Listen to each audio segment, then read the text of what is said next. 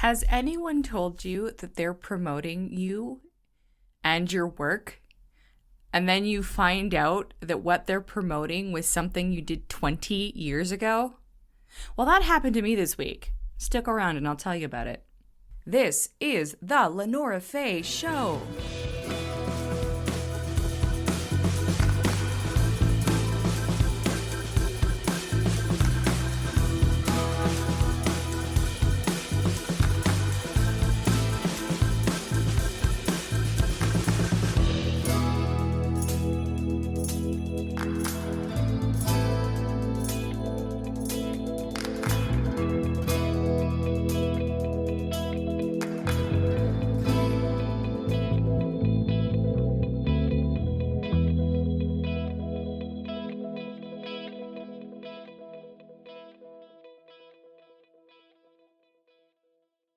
Welcome to this mini-sode called That Was 20 Years Ago.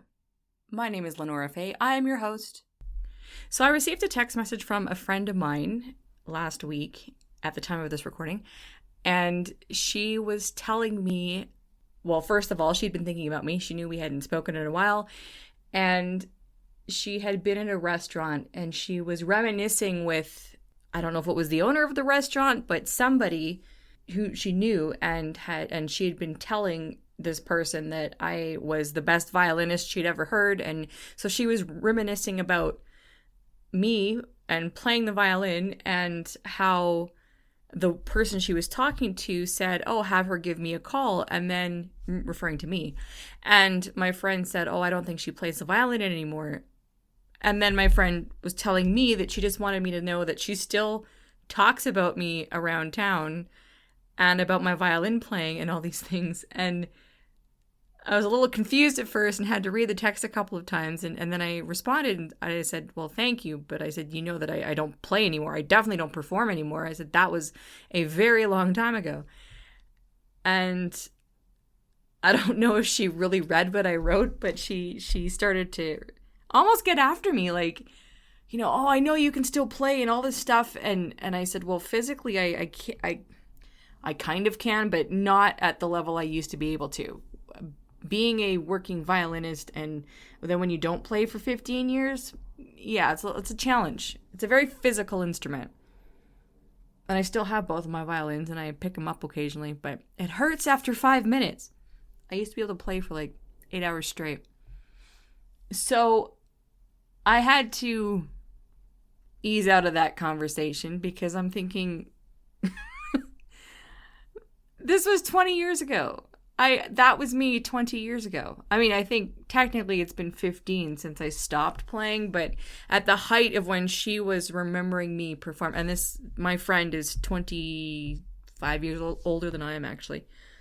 I have friends of all ages, but anyway, she remembers me from that point, my early to mid 20s, when I was really involved in music and performing. And you know, I had been playing weddings since I was 14, I think. Yeah, I was 14 when I did my very first wedding as a violinist, and it just snowballed from there. So she's seen me in a variety of different things, and that's where she knew me from, and her memory is still of that version of me, not necessarily the version of Lenora Faye that exists now in her 40s. After that conversation ended, and I just was like, "No, I'm not available for that. Thank you, but kind of please stop telling people that I'm a violinist, because I have not identified as a violinist in a very long time." And yes, one day I want to bring music back into my life in the form of, well, I have a vision, but it's not going to be me as a violinist. It'll just be music will, may have a part in the evolution of my entertaining career, but I don't identify as a musician anymore, nor do I feel called to. But I really can't explain that to her. And that's what's made me think about this topic of, we all evolve in life. Or a lot of us choose to evolve in life. Maybe not everybody. And then also, do we let the people in our lives change? And I'm going to clarify this, change and evolve for the better. Now, not because I think it's better or that you think it's better. It's just what's better for us as individuals. I'll just be clear about that. So speaking for myself, I stopped being a working musician by my late 20s. And from time to time, I will run into people at funerals or different places, whatever, social, that remember me when I was, like, that was my identity. That's what I did. That's what I was known for.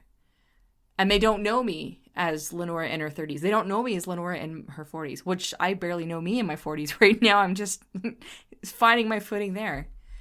And most recently, I was known online as a child-free lifestyle advocate, and I no longer do that. So I'm still child-free, but I no longer I will be active in those spaces. So there's that transition from, I'm needing something that speaks to where I'm at in my life now and how I want to express myself, and that's changing. I just wanted to share that because this has been on my mind. And then it's also made me look at, well, first of all, just navigating those moments when people are recalling things about you that you haven't thought about in a long time or that you've laid to rest. And then you're like, wait, why are you still referring to me this way?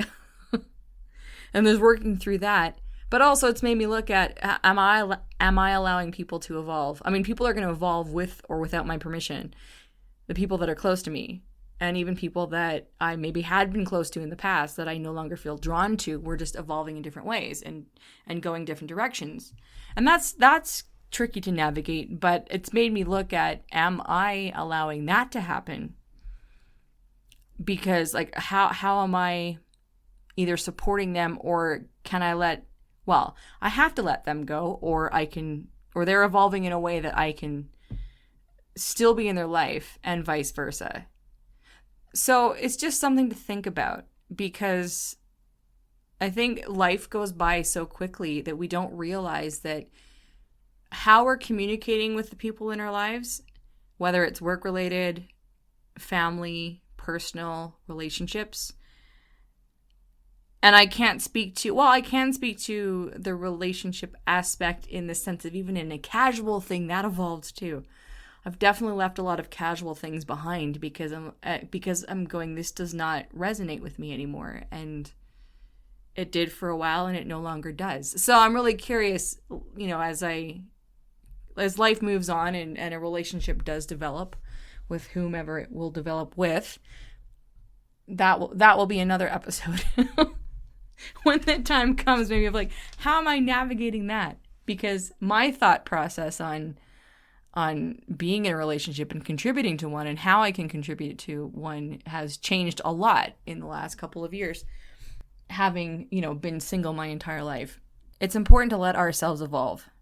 When we are involved in something or looking at something or even thinking about something, because I'm looking at, the mini crises in my life right now where my initial reaction, I'm going, why am I reacting like that? I know, it's not that I know better, I just know more. And I'm reacting like I was still in my 30s, and I'm not. And I understand that, okay, this is just happening, and I can deal with it this way or that way. And so it's just letting myself react differently and navigate through experiences differently. And then it's gently reminding the people in your life that, yeah, I used to do things that way. I used to dress this way. I used to talk this way. Whatever. But I'm this version of me now, and I want to develop more of me this way. So just be open-minded. And then it's reminding myself to let other people do that too. Because if I think back to certain people I'm interested in, or actually, you know what? I'm going to use that as an example because that did cross my mind before I started recording this. I'm thinking about a specific person where my memories of this person are, a couple years old now, right? And so even just interacting with this person now, I'm thinking, I'm still treating this person like they were 2 years ago. And they're not that way anymore. And I'm not that way 2 years ago. So it's just something to consider. They don't teach you this in high school. They should. I guess they teach you that in college. I didn't take that course. Anyway, so the moral of this story, let yourself evolve. Other people are going to evolve whether we want them to or not. And hopefully we're all evolving in a way that is not only beneficial to us, but beneficial to our surroundings. I mean, that can get complicated, but it's just fascinating when you realize that nothing stays the same. And that's a good thing, but it's also uncomfortable. So I'm going to just hang out on my uncomfortableness for a second. But also just a friendly reminder, I am not available to play the violin at your wedding, at your funeral, at your restaurant, at your fringe festival. I mean, if Taylor Swift did call and say, hey, I need a violinist, I would do that. I'd be like, I'm available for 5 minutes. Strings are not heavily featured in her music. She should change that. Strings are lovely. Speaking as a former violinist. So, thank you for listening to this short mini-sode. If you are enjoying the podcast, please feel free to give it a 5-star rating on Spotify or Apple. Leave comments where you can on YouTube. If you are, I will respond to those. You may also see a link to the newsletter, which is just how I do this podcast, and it will get sent once a week to, or whenever I release a new episode. The main episode, not the mini ones, because that would be 2 emails a week, and that's too much for you guys. Too much for my listeners. I wouldn't put you through that. But you can get the main episode in your inbox as well. And on that note, we will chat in the next episode.